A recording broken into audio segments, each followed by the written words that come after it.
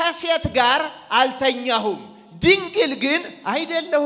ደናግል የሚለው ቃል በጣም ከባድ ቃል ነው ክርስቲያኖች። የሥጋ ንጽህና ብቻ ላላቸው ሰዎች የሚነገር አይደለም። አንድንም ሰው ያልተመኘ ያልሴሰነች ንስሐ ዘማዊውን ድንግል ታደርጋለችም ሲባል የሥጋው ድንግልና እንዳልሆነ የታወቀ ነው። ድንግልና ከነበራቸው እንኳን ግማሾቹ ወደ እግዚአብሔር መንግሥት ሳይገቡ ቀሩ ይላል። ያሳዝናል። አድርግ የተባልከውን አድርግ አላባከንኩም ምንል ሰዎች አለ። ግን ደግሞ ጌታ አለ አላተረፍክበትም ደግሞ ተጨማሪ አለ። ሃይማኖት ቀልድ አይደለም። እኛ በሰፈርነው የጽድቅ መስፈሪያ ተመዝነን ጸድቀን አንገኝም። በእግዚአብሔር ፊት እንመዘናለን። ስንፍና ከባድ ኃጢአት ነው ክርስቲያኖች። ካህንም ቢሆን እየቀደሰ ጣዕም አይሰጠው።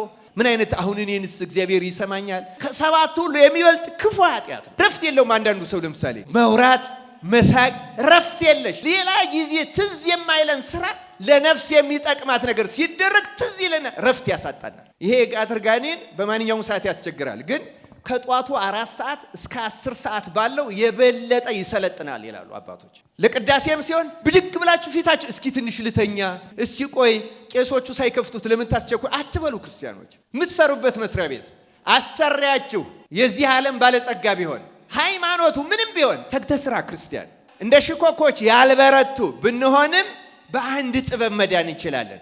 ክርስቶስ የማይቆረጠም አለት ነው። ክርስቲያኖች መኝታው ላይ ሆኖ ወንድ ከሆነ ስለ ሴት፣ ሴት ከሆነች ስለ ወንድ ያስባል።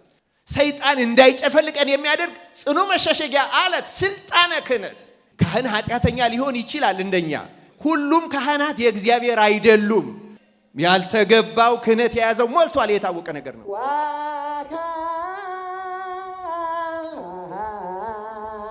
በስመ አብ ወመንፈስ ቅዱስ አሐዱ አምላክ። በስመ አብ ወወልድ ወመንፈስ ቅዱስ አሐዱ አምላክ። በስመ አብ ወወልድ ወመንፈስ ቅዱስ አሐዱ አምላክ አሜን። የምንማርበት የትምህርታችን ርዕስ ጥቃቅን ፍጥረታት የሚል ይሆናል። መነሻ የምናደርገው የመጽሐፍ ቅዱስ ክፍለ ምንባብ መጽሐፈ ምሳሌ ምዕራፍ 30 ቁጥር 24 እስከ 28 ላይ ያለው ይሆናል። እሱን አስቀድሜ እኔ በንባብ አሰማችኋለሁ። በምድር ላይ 4 ጥቃቅን ፍጥረቶች አሉ። እነርሱ ግን እጅግ ጠቢባን ናቸው። ገብረ ጉንዳን ኃይል የሌላቸው ሕዝቦች ናቸው። ነገር ግን በበጋ መኗቸውን ይሰበስባሉ። ሽኮኮች ያልበረቱ ሕዝቦች ናቸው። ቤታቸውን ግን በቋጥኝ ድንጋይ ውስጥ ያደርጋሉ። አንበጣዎች ንጉሥ የላቸውም። ሁላቸው ግን በመልካም ሥርዓት ይሄዳሉ። እንሽላሊት በእጅ ይያዛል፣ በነገሥታት ግቢ ግን ይኖራል ይላል። ስለ ቃሉ የአምላካችን የእግዚአብሔር ስሙ የተመሰገነ ይሁን። በተነበበልን ቅድም በጸሎተ ወንጌሉ እንደሰማችሁት ማቴዎስ ወንጌል ምዕራፍ 25 ቁጥር 31 ጀምሮ ነው የተነበበው። ባለፈው ሳምንት ደብረ ዘይት ብለን አክብረናል። የማቴዎስ ወንጌል ምዕራፍ 24 ተነቦልናል፣ ተተርጉሞልናል። የደብረ ዘይት መልእክቱ 3 ነው ባጭሩ ሲጠቃለል። ዋናው መልእክቱ ግን ክርስቶስ ዳግመኛ ይመጣል የሚል ነው። ሁለተኛው ዳግመኛ ሲመጣ ግን ይመጣል በሚለው ምክንያት የሚያሳስቱ ስላሉ አንደኛ፣ ሁለተኛ የሚመጣበትም እርግጠኛ መሆኑ አስቀድሞ እንዲታወቅ የመምጣቱ ምልክቶች ተዘርዝረዋል። የማቴዎስ ወንጌል ምዕራፍ 24 ላይ በሰፊው የተዘረዘሩት የመምጣቱ ምልክቶች ናቸው። ምልክቶቹ አንደኛ በእርግጠኝነት መምጫው እየቀረበ መሆኑን እንድናውቅ፣ ይልቁንም ደግሞ ከሐሰተኞች መምህራን፣ ከሐሰተኞች ነቢያት፣ ይልቁንም የእነርሱ አለቃ ከሚሆን ከሐሳዊ መሲህ እንድንጠበቅ አስቀድመው የሚያስጠነቅቁ ናቸው። ይሄ ሁሉ የተደረገበት ዋናው ምክንያት ደግሞ በየዘመኑ የሚነሳውን ትውልድ ለማዘጋጀት ነው። ቤተ ክርስቲያን የተመሰረተችበት አንዱ መሰረት ይሄ ነው። ክርስቲያን ምን ካላችሁ የክርስቶስ ዕለተ ምጽአት ነው። ምጽአት ባይኖር፣ ትንሣኤ ሙታን ባይኖር፣ ፍርድ ባይኖር፣ ዛሬ በጸሎተ ወንጌል ሲነበብ እንደሰማነው የቀኝ ቁመትና የግራ ቁመት ባይኖር ኖሮ ቤተ ክርስቲያን አትታነጽም። ምን ልናረግ እንቀድሳለን? ምን ልናረግ ሰዓታት ማህሌት እንቆማለን? ለምን እንጾማለን? ለምንስ ሃይማኖት ምግባር ያስፈልገናል? ስለዚህ ቤተ ክርስቲያን አንዱ መሰረቷ ትንሣኤው ወይም ምጽአቱ ነው። ትንሣኤ ባይኖር፣ ምጽአት ባይኖር፣ ትንሣኤ ሰጉባኤ ባይኖር፣ ፍርድ ባይኖር ይሄ ሁሉ ነገር አይኖርም ነበር። ስለዚህ ክርስቲያኖች ይሄ ሁሉ ነገር የኖረው ምጽአት ስላለ ነው።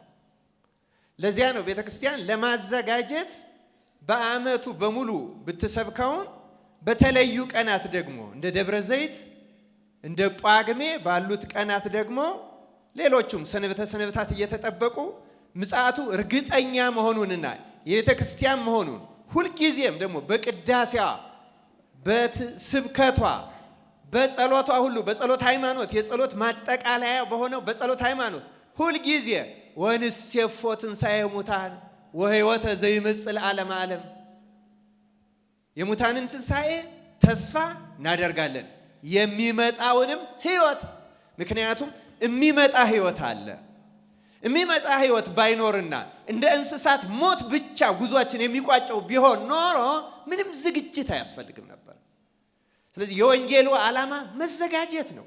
ይመጣል። በመምጣቱ ምክንያት እንዳትሳሳቱ ምልክቶቹን ተጠንቀቁ፣ ፍርድ አለ፣ ተዘጋጁ ነው። አሁን በያዝነው ሳምንት በገብርኄር ራሱ የዚያ ማጠናከሪያ ነው። ገብርኄር የማቴዎስ ወንጌል ምዕራፍ 25 ሁለት ታሪኮች አሉት። ከታሪኩ በኋላ አሁን የተነበበልን የማጠቃለያ የዕለተ ምጽአቱ ማጠቃለያ የማቴዎስ ወንጌል ምዕራፍ 25 ቁጥር 31 ጀምሮ እስከ መጨረሻው ቁጥር ባለው ነው የሚጠቅመው። ክርስቲያኖች አስተውሉ እና ሁለቱን ታሪኮች ባጭሩ ማስታወስ ፈልጋለሁ። ለምን የገብርኄር ሳምንት ለየት ያለ መልእክቱ ክርስቲያኖችን በጥብቅ ለማዘጋጀት ከክርስቲያኖቹም ደግሞ ጽድቅ ሰርተናል ብለን የምንታምን ሰዎችን አስተውሉ። ክርስቲያኖች ከክርስቲያኖችም ጽድቅ ሰርተናል ብለን እንምታለን። ለምሳሌ ማቴዎስ ወንጌል ምዕራፍ 25 ቁጥር 1 እስከ 13 ያለው ስለ 10 ደናግል ነው የሚናገረው። ክርስቲያኖች 10 ደናግል 10 መናኞች ምሳሌዎች ናቸው። 5ቱ ሰነፎች ናቸው፣ 5ቱ ብልሆች ናቸው። ክርስቲያኖች ተመልከቱ፣ ደናግል ሆነው መናኞች ሆነው መነኮሳት ሆነው የሚጠብቀን ፍርድ ምን አይነት እንደሆነ ለማሳሰብ የተነገረ ምሳሌ ነው። ሌላው ቀርቶ ደናግል የሚለው ቃል በጣም ከባድ ቃል ነው። ክርስቲያኖች ድንግል የሚለው ቃል ከባድ ቃል ነው። ትርጉሙ ከፍ ያለ ነው።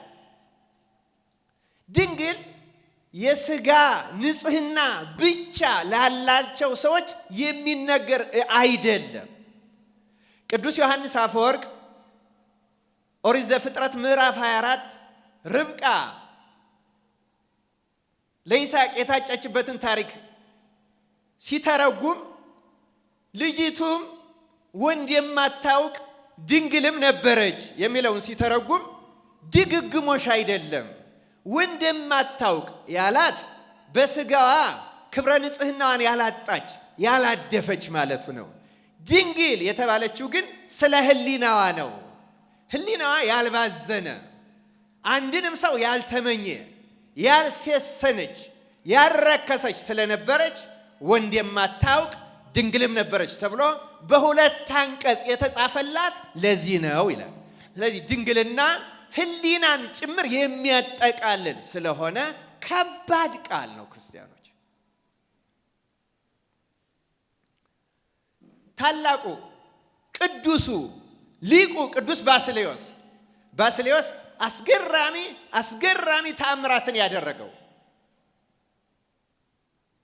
በምትሃት ክርስቶስ የተካደበትን ደብዳቤ የሰወረውን ጋኔን በጾም በሱባኤ አስገድዶ ወረቀቱን የተቀበለ ከአንደበቱ የሚወጣው ቃለ እግዚአብሔር ተሐዋሳያትን ከማቃጠል በላይ ምእመናንን ሄዶ ሲዋሃዳቸው ቅዱስ ኤፍሬም አይቶ የመሰከረለት ባስልዮስ፣ ሙት ያስነሳው ባስልዮስ፣ ሥርዓተ ቤተ ክርስቲያን በድንቅ መሰረት ላይ ያነጸው ባስልዮስ፣ የቅዳሴያችን አብዛኛውን ጸሎትና ሥርዓት የሰራው ባስልዮስ ስለ ራሱ እንዲህ ይላል፣ ከሴት ጋር አልተኛሁም ድንግል ግን አይደለሁም ይላል ባስልዮስ። ባስልዮስ እንዲህ ካለ እኛ ምን ልንል እንችላለን? ክርስቲያኖች እዩት ወንጌሉን። ድንግል የሚለው ቃል ከባድ ቃል ነው። ንስሐ ዘማዊውን ድንግል ታደርጋለችም ሲባል የሥጋው ድንግልና እንዳልሆነ የታወቀ ነው። ግን ፍጹም ንስሐ ሕሊናውን ፈጽማ ትደነግለውና አንድ ሕፃን ልጅ በወንድና በሴት መካከል የሚፈጸም ሩካቤ ምን መሆኑን እንደማያውቅ ዘማን የነበረ ሰው ያ ነገር ምን እንደሆነ ሩካቤ ምን እንደሆነ እስከማያውቅ ድረስ ሕሊናው ይነጻል፣ ይከብራል ማለት ነው። ክርስቲያኖች ታዲያ ሰው እስከዚህ ድረስ ድንግልናን ከያዘ በኋላ ግን ሊኮነን ይችላል ነው የሚለን የማቴዎስ ወንጌል ምዕራፍ 25። አምስቱ ደናግል ሰነፎች ናቸው፣ መብራት አላቸው፣ ዘይት ግን የላቸውም አለ ወንጌል። መብራት አላቸው ማለት ምን? ብዙ ጽድቅ አላቸው፣ ብዙ ጾም፣ ብዙ ስግደት፣ ብዙ ትሩፋት ሊኖራቸው ይችላል። ምናልባትም ይሄ ተመክሆም ፈጥሮባቸው እርግጠኞች ነበሩ ሙሽራው ሲመጣ ወጥተው እንደማይጣሉ እርግጠኞች። ምክንያቱም ጽድቅ ሲሰሩ ነው የኖሩት። ምክንያቱም በንስሐም ቢሆን ለድንግልና በቅተዋል። የእግዚአብሔር ቃል ግን አንድ ነገር ይጎላቸው ስለነበረ ድንግልና ከነበራቸው እንኳ ግማሾቹ ወደ እግዚአብሔር መንግሥት ሳይገቡ ቀሩ ይላል። ያሳዝናል በጣም። ምን አተው ካል ዘይት ምንድን ነው? ፍቅር። ክርስቲያኖች ማቴዎስ 24 የዕለተ ምጽአቱም አንዱ ቃል የሚናገር ከአመፃ ብዛት የተነሳ በዚያ ዘመን ፍቅር በሰዎች ልጆች መካከል ትቀዘቅዛለች። እዩ ክርስቲያኖች አስተውሉ። ዘይት ባለመያዛቸው ምናኔ እያለ ጾም እያለ ሰጊድ ቀዊም እያለ የሳታት የማህሌት ትጋት እያለ ሕሊናን ማንጻት እያለ ሌላም ነገር ሁሉ እንዳይመስላችሁ፣ ይህም ሁሉ ስለያዛችሁ ብቻ የምንጸድቅ እንዳይመስላችሁ። ፍቅር ከሌላችሁ ዋጋ የላችሁም። ተጠንቀቁ። ማዘጋጀት ማለት ይሄ ነው። ተመልከቱ፣ ለኃጥኡ ብቻ አይደለም። ደናግሉ በዝሙት አልተከሰሱም። ደናግሉ በስርቆት አልተከሰሱም። ደናግሉ በመግደል አልተከሰሱም። ደናግሉ በሌሎቹ ኃጣውም አልተከሰሱም። ፍቅር ባለመያዝ ግን ወደ ውጭ ወጥተው ተጣሉ። እግዚአብሔር እንደዚህ ከመሆን በቸርነቱ ይጠበቃል። ክርስቲያኖች አስተውሉ። ቀላል አይደለም። ሳምንታቱ የምናስብበት መንገድ ቀላል አይደለም። ከባድ ማስጠንቀቂያዎች ናቸው። ለማንኛችንም ቢሆን ከባድ ማስጠንቀቂያዎች። የገብርኄርም ያስረዳን ይሄ ነው። ክርስቲያኖች ገብረ ሐካይ ባላንዱ መክሊት የተኮነነው ስለ ኃጢአት አይደለም። ክርስቲያኖች ስለ መስረቅም አይደለም፣ በሐሰት ስለ መመስከርም አይደለም፣ ስለ ሌሎቹም ነገሮች አይደለም። ስለ አንድ ነገር ነው የተጎዳው። እሱ አሁን እንደሚጸድቅ እርግጠኛ ነበረ። ምክንያቱም መክሊቱን አላጠፋሁም፣ አላባከንኩም። አሁን አንዳንዶቻችን እንደዚያ ነን። እኔ ንጽህናዬን አላበላሸሁም፣ ጾም አልሻርኩም፣ አስራት በኩራት አልበላሁም፣ አድርግ የተባልከውን አድርግ አላባከንኩም ምንል ሰዎች አለ። ግን ደግሞ ጌታ አለ አላተረፍክበትም፣ ደግሞ ተጨማሪ አለ ገና። ክርስቲያኖች ጠብቄዋለሁ የሚለው የገብረ ሐካይ ንግግር ነው አለ። በእጄ አልሰረኩበትም፣ በእግሬ ወደ አመፅ አልተጓዝኩበትም፣ በአንደበቴ ሐሰት ሐሜት አልተናገርኩበትም። ይሄም ለእኛ ከባድ ነው። ግን ይህን እንኳን ብንጠብቅ ጠብቄያታለሁ ገንዘብህን የሚለው በቂ አይደለም። እንዴ አትርፍበት እንጂ የሚላል። ክርስቲያኖች ትርፋል። ክርስቲያኖች አስተውሉ። የእነዚያ ፍቅር ነው። ፍቅር ቅዱስ ጳውሎስ ብሏል፣ ተራራና እስካፈልስ እምነት ቢኖረኝ በእውነቱ አካሌን ለእሳት ለስለት እስከምሰጥ ሰማዕትነትን ብቀበል በመላእክት ልሳን ብናገር ፍቅር ከሌለኝ ከንቱ ነኝ። ጌታ የነገረን ዋዛ አይደለም። ንግግር ለማሳመር ጌታ አልተናገረውም። ሃይማኖት ቀልድ አይደለም።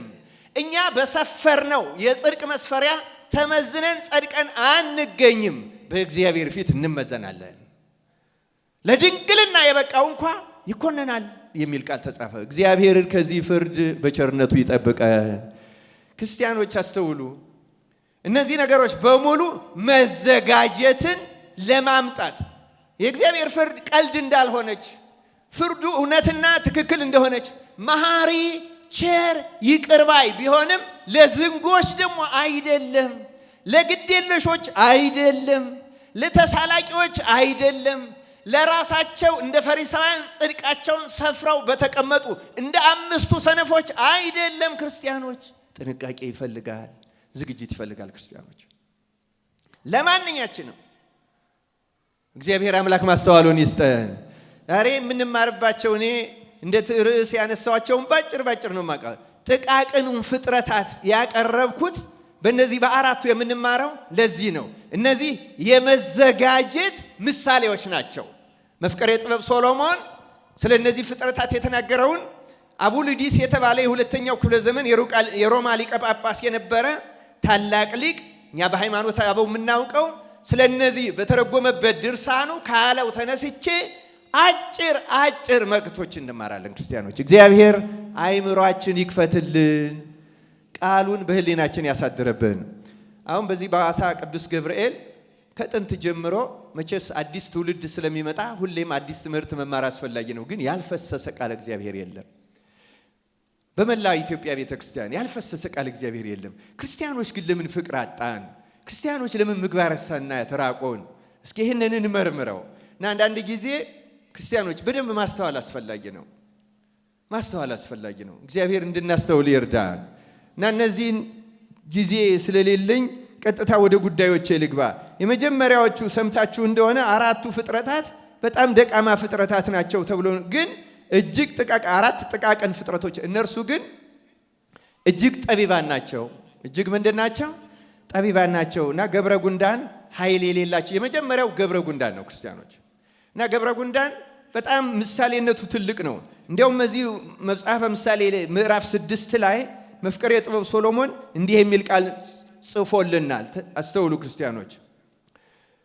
ገብረ ጉንዳን የትጋት ምሳሌ ስለሆነ፣ የመዘጋጀት ምሳሌ ስለሆነ ለዓይንህ እንቅልፍን ለሽፋሽፍቶችህም እንጉልቻን አትስጥ።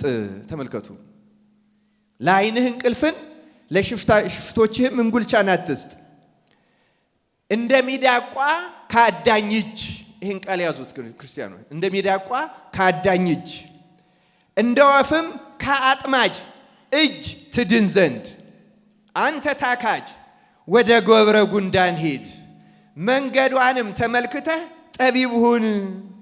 አለቃና አዛዥ ገዥም ሳይኖራት መብሏን በበጋ ታሰናዳለች፣ መኖዋንም በመከር ትሰበስባለች።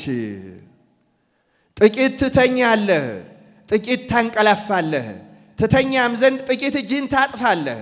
እንግዲህ ድህነትህ እንደ ወንበዴ ችጋርህም ሰይፍ እንደታጠቀ ሰው ይመጣብሃል፣ ስንፍና ይይዝሃል ማለቱ ነው። ክርስቲያኖች የስንፍና ውጤትም ደግሞ ችግር ይይዝሃል።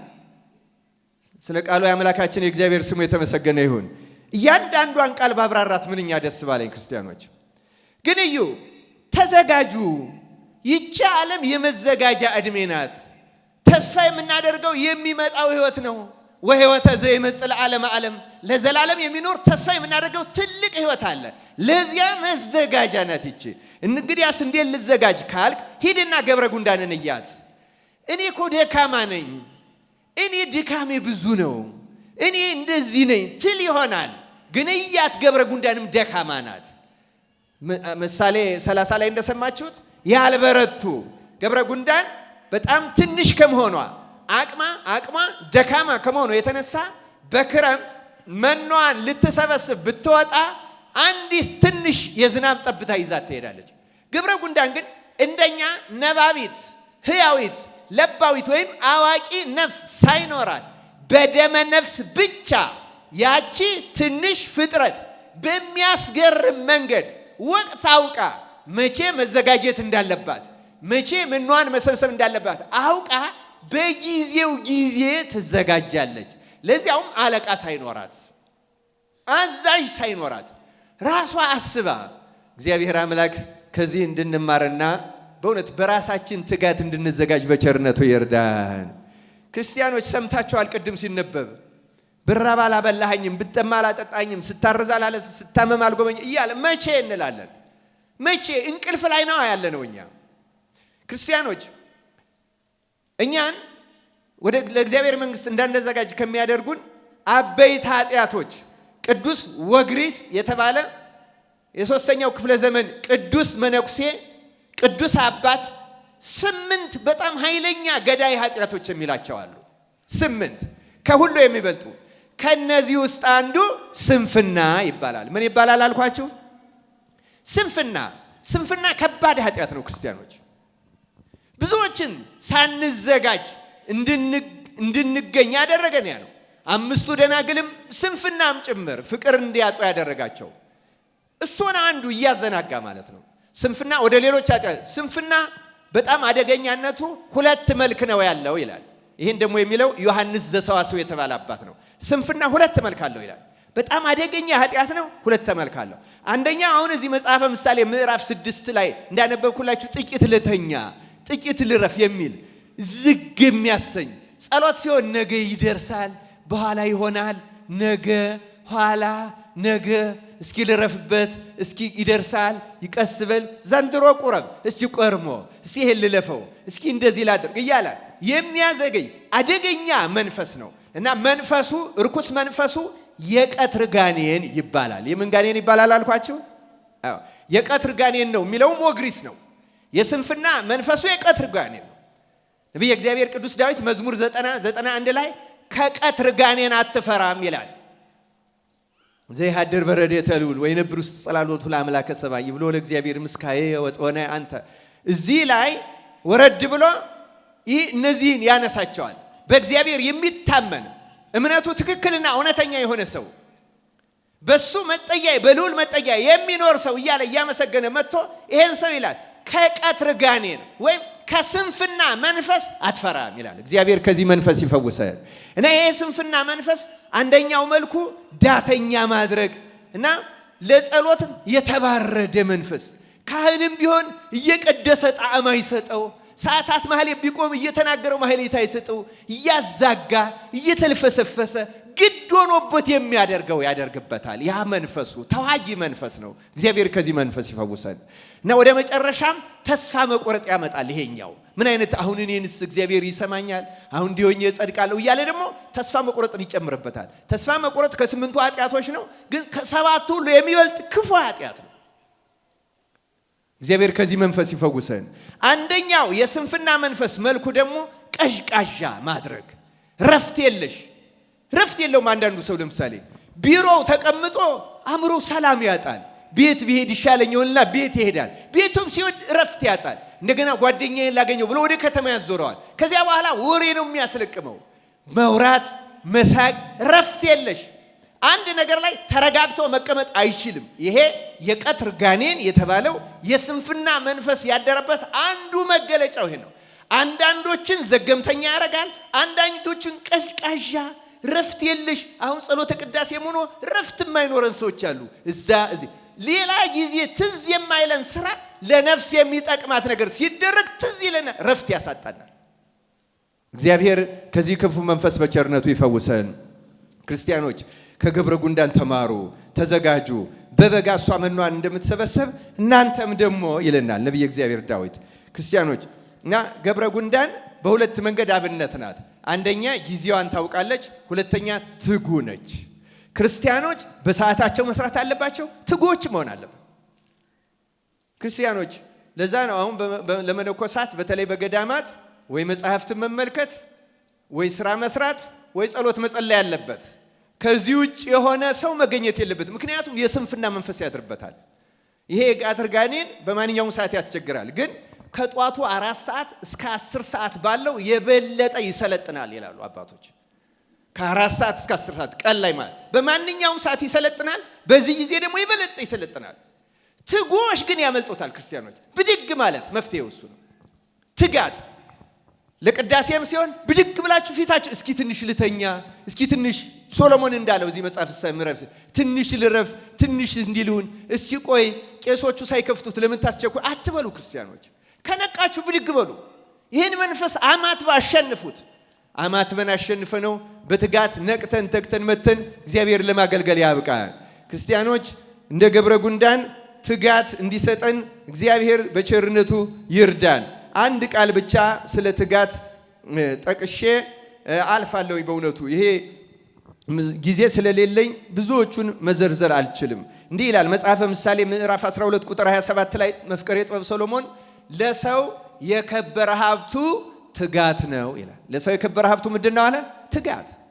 ክርስትና ትጋት ነው። ክርስቲያኖች የምትሰሩበት መስሪያ ቤት አሰሪያችሁ የዚህ ዓለም ባለጸጋ ቢሆን ሃይማኖቱ ምንም ቢሆን ተግተህ ስራ። ክርስቲያን እንደ ዮሴፍ ተግተህ ስራ።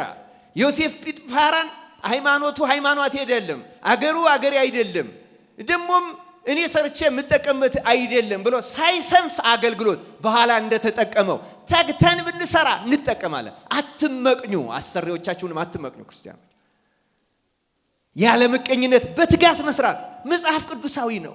ክርስቲያን መንፈሱ ነፃ ነው፣ በሌሎች መንፈስ አይያዝም። እግዚአብሔር አምላክ እንዲህ እንድንተጋ በቸርነቱ ይርዳን። ጌታችንም በዚሁ በዕለተ ምጽአቱም በተመለከተ ወደ ፈተና እንዳትገቡ ምን አድርጉ ነው ያለ? ትጉና ጸልዩ። ጸልዩ ብቻ አይደል፣ ተግታችሁ ነው ያለ። ተግተን እንደ ገብረ ጉንዳን ለመዘጋጀት አምላካችን እግዚአብሔር ይርዳን። የሶስቱን ፍጥረታት ባጭሩ እናገራለሁ። ክርስቲያኖች ሽኮኮች ይላል ሶሎሞን፣ ሽኮኮች ያልበረቱ ናቸው፣ ነገር ግን መኖሪያቸውን በቋጥኝ አለት ውስጥ ያደርጋሉ ይላል። እኛም ክርስቲያኖች ያልበረታንን ሰይጣን አንበሳ ሽኮኮን ጨፍልቆ ሊበላት እንደሚፈልጋት ሰይጣን የሚውጠውን ፈልጎ እንደሚፈልግ በዙሪያችሁ እንደሚያገሳ አንበሳ በዙሪያችሁ ይዞራል እንዳለ ቅዱስ ጴጥሮስ፣ ሰይጣን እንደ አንበሳ በድካማችን ገብቶ ሊበላን በዙሪያችን ያገሳል። ግን እኛ እንደ ሽኮኮች ያልበረቱ ብንሆንም በአንድ ጥበብ መዳን እንችላለን። ሽኮኮች መኖሪያቸውን ቋጥኝ አለት ውስጥ ስለሚያደርጉ ተመልከቱ ክርስቲያኖች፣ አለቱን ሰብሮ አንበሳም ቢሆን ሌላም አውሬ ቢሆን ሊነካቸው አይችልም። ክርስቲያንም ልክ እንደዚህ መጠጊያ አለት አምባ የሆነ አለት አለው። ያም ማለት ክርስቶስ ነው። ቅዱስ ጳውሎስ በቆሮንቶስ መልእክቱ ምዕራፍ 10 ላይ እንደገለጸው በእውነቱ ሁሉም ይከተላቸው ከነበረው ከዚህ አለት ጠጥተዋልና ያም ማለት ክርስቶስ ነበረ ይላል። ስለዚህ መሸሸጊያዋን መጠጊያዋን አምባዋን ክርስቶስን ያደረገች ነፍስ ምንም በኃጢአት ደካማ ብትሆን አንበሳው፣ ዘንዶ፣ ዲያብሎስ ሊውጣት አይችልም። ክርስቶስ የማይቆረጠም አለት ነው። ክርስቲያኖች የማይሰበር አለት ነው። ጽኑ አምባ መጠጊያ ነው። ስሙን መጠጊያ እናደርገው። ክርስቲያኖች ድርሳነ ሰንበት ላይ እንዲህ የሚል ቃል አለ። የሕያው እግዚአብሔር ልጅ ጌታችን መድኃኒታችን ኢየሱስ ክርስቶስ ሆይ ማረን እያለ ስሙን የሚጠራ ስሙ አምባ መጠጊያ አለቱ ነው፣ ያድነዋል። ክርስቲያኖች ይሄ ብዙዎች ገዳማውያን መጠጊያ እየሄዱ የሚጸልዩ ጸሎት ይሄ ነው። እኛም ሁሌ የምንለው እግዚኦ መሐረነ ክርስቶስ ነው። ክርስቶስ ሆይ ማረን። ስሙ አምባ ነው። ክርስቲያኖች ስሙ አለት ነው፣ መጠጊያ ነው። ኃጢአት አሁን ሲያስቸግረን ክርስቲያኖች፣ አንድ ሰው ለምሳሌ ዝሙትን እንቅልፍ ያባብሰዋል። እንቅልፍ የሚወድ ሰው መኝታ ካበዛ መኝታው ላይ ሆኖ ወንድ ከሆነ ስለ ሴት፣ ሴት ከሆነች ስለ ወንድ ያስባል። ግን እንዲህ ያለ ሐሳብ ሲመጣበት በመኝታው ላይ እንዳለ ኢየሱስ ክርስቶስ ሆይ ከቻለ የሕያው እግዚአብሔር ልጅ ጌታዬ መድኃኒቴ ኢየሱስ ክርስቶስ ሆይ እባክህ እኔን ኃጢአተኛውን ይቅር በለኝ እያለ ደጋግሞ ከቻለ 41 ጊዜ ካልቻለ 12 ጊዜ ይሄን ስም ብቻ ቢጠራው ያ የዝሙት መንፈስ ነቅሎ ወጥቶ ይሄዳል። ክርስቲያኖች ከሰው ጋር ተነጋግረን ተቀያይመን ሐሳቡ እየመጣ እያብሰለሰለ እንቅልፍ ቢከለክለን ቢረብሸን አማትቡና ጌታዬ ኢየሱስ ክርስቶስ ሆይ ሰይጣን ጥላቻን እንዳይተክልብኝ፣ በቀልን እንዳያሳድግብኝ፣ ፍቅር ይቀዘቅዛል ብልሃል። ፍቅር የሌላቸው ደናግሉ እንኳን እንደሰማነው በውጭ ይወጣሉ ይጣላሉ ወደ ጨለማው ብልሃል። እባክህ ኢየሱስ ክርስቶስ ሆይ ይሄን መንፈስ ከኔ ያርቅ እያለ የክርስቶስን ስም የሚጠራ ሁሉ በመኝታው፣ በቢሮ፣ በስራው፣ በቤተክርስቲያንም ሆኖ የሚያንገላታውን ኃጢአት ሁሉ ድል የነሳው ዘንድ የክርስቶስ ስም ኃይል ይሆነዋል። ክርስቲያኖች ይኸው ሽኮኮች ያልበረቱ ናቸው፣ ድካሞች ናቸው። በአለቱ ምክንያት ግን ተጠብቀው እንደሚኖሩ እኛም በክርስቶስ ስም ተጠብቀን መኖር እንችላለን። ክርስቲያኖች በስሙ እንድንጠበቅ አምላካችን እግዚአብሔር ይርዳን። ፈቃደ ካህን፣ ምክረ ካህን አለት ነው። ክርስቲያኖች ጌታ እንዳለው ማቴዎስ 16:16 አንተ አለት ነህ፣ በዚች አለት ላይ ቤተክርስቲያኔን ሰራታለሁ፣ የሲኦልም ደጆች አይችሏትም። አምባችን ክህነት ነው። ክርስቲያኖች ፈቃደ ካህን፣ ምክረ ካህን፣ ነፍስ አባት ማማከር በስርዓቱ ይሄ አለት ነው። ክርስቲያኖች ሰይጣን እንዳይጨፈልቀን የሚያደርግ ጽኑ መሸሸጊያ አለት ስልጣነ ክህነት።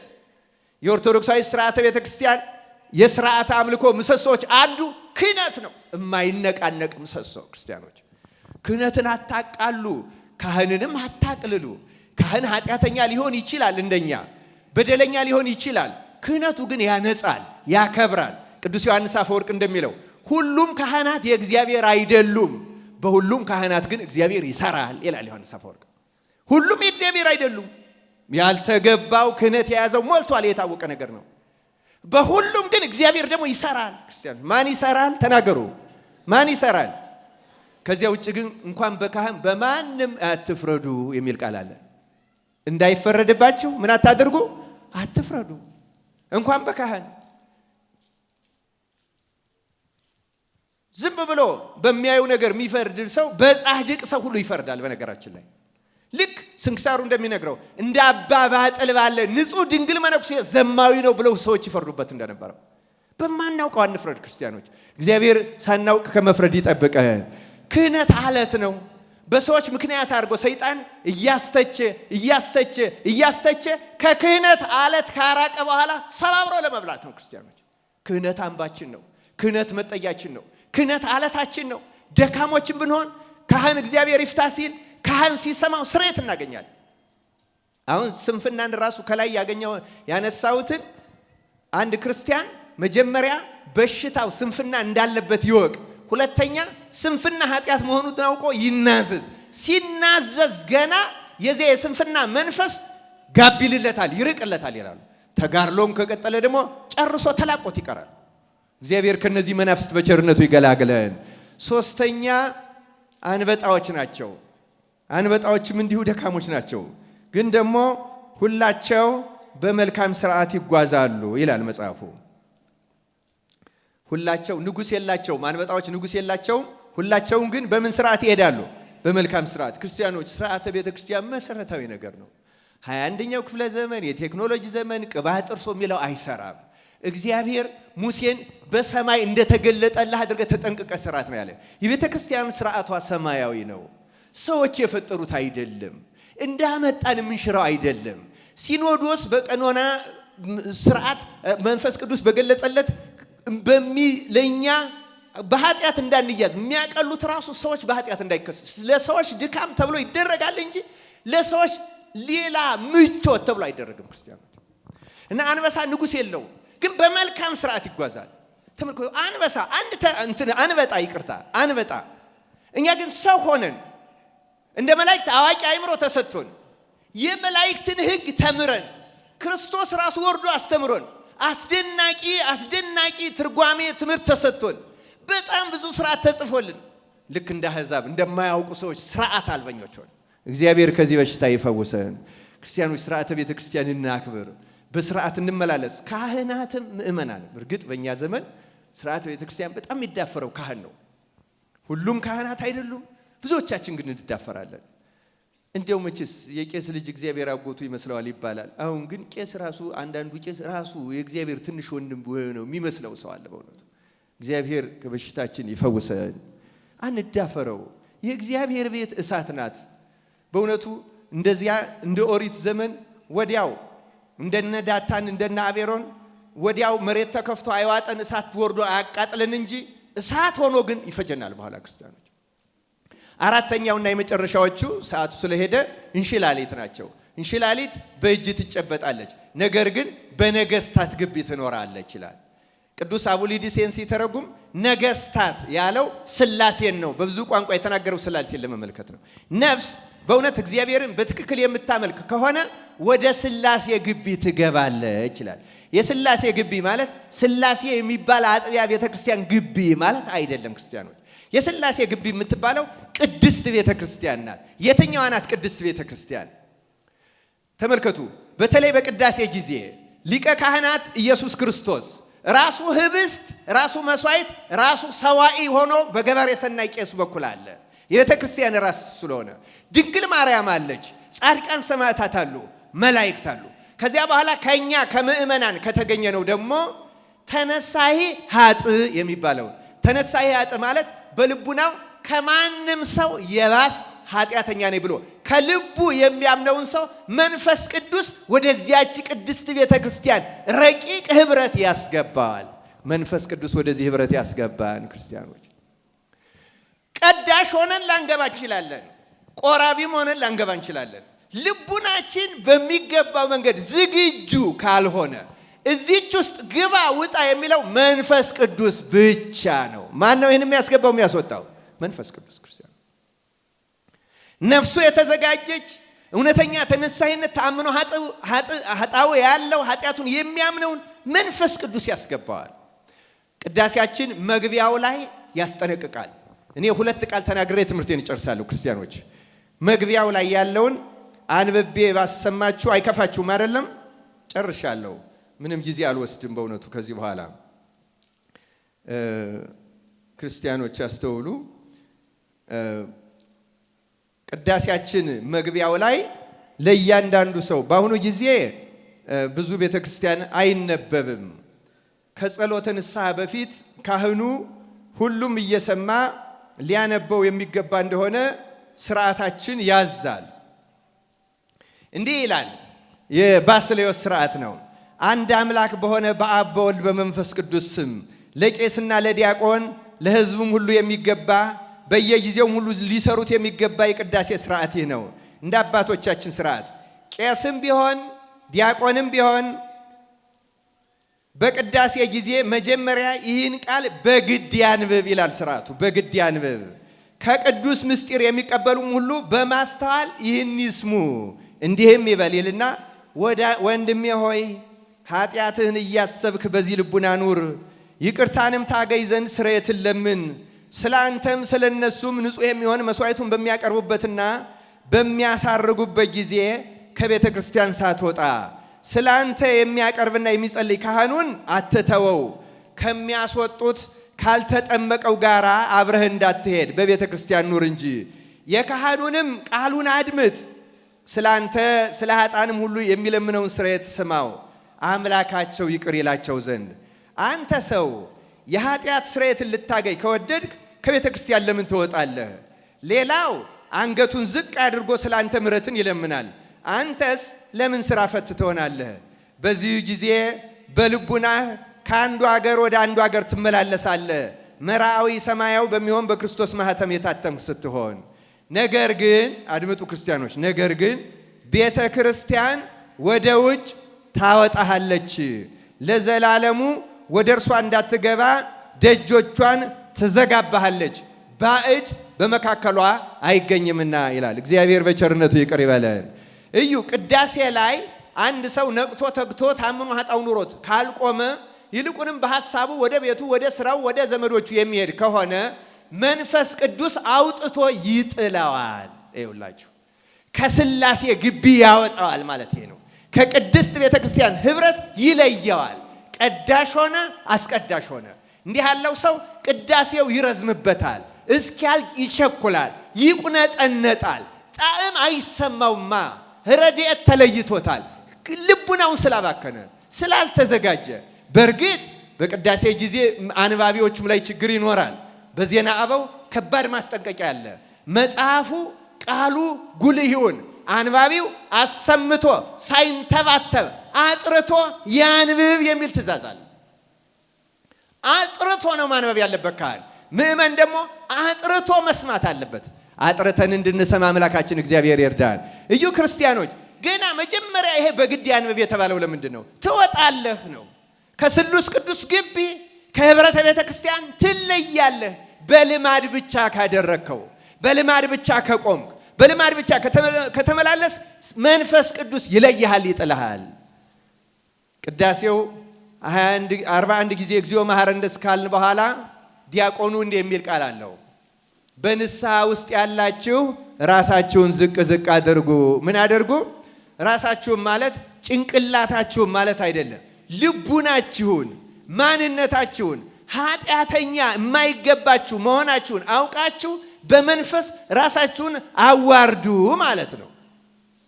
የዚያ ጊዜ ካህኑ ፊቱን ወደ ህዝቡ ዘወር ያደርግና ትልቅ የምልጃ ጸሎት ይማልድልናል። እንዲህ እያለ ቃል በቃል አልናገረውም። አቤቱ ጌታችን አምላካችን መድኃኒታችን ኢየሱስ ክርስቶስ ሆይ የቀደመ በከበረ ደም ፈሳሽነት የቀደመ በንስሐ ወዳሉት ወገኖች ተመልከት። የቀደመ በደላቸውንም ይቅር በልላቸው፣ አስተስርይላቸው። ወደ ቅድስት ቤተ ክርስቲያንም ጨምራቸው፣ አንድ አድርጋቸው ይላል። ወደ ቅድስት ቤተ ክርስቲያን ምን አድርጋቸው?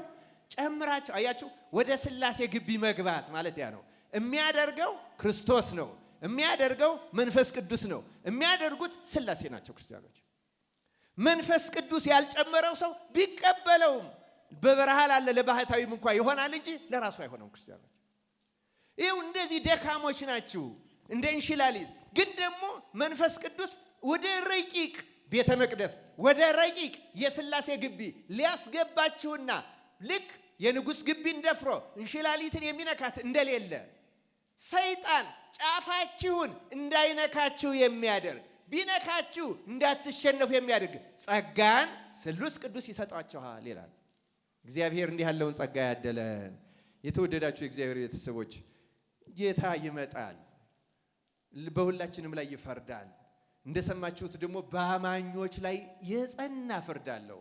በአገልጋዮቹ መክሊት በተሰጣቸው ላይ መክሊቱ ሌላ ይምሰላችሁ ክርስቲያን ህዋሳቶቻችን ናቸው። ህዋሳቶቻ ዋናው መክሊቶቻችን ማለት ገንዘብ የተሰጠው አለ፣ ዕውቀት የተሰጠው አለ፣ ሌላም ብዙ መክሊት የተሰጠው አለ። የመጀመሪያው ለሁሉም የተሰጠው ግን አካል ዘያክል የሚበቃ ህዋስ አይምሮ፣ ይሄ ያልተሰጠው የለም። ይፈረድብናል። ክርስቲያኖች ተዘጋጅተን እንድንጠብቀው አምላካችን እግዚአብሔር ይርዳን። ይቆየን። ወስብሐት ለእግዚአብሔር።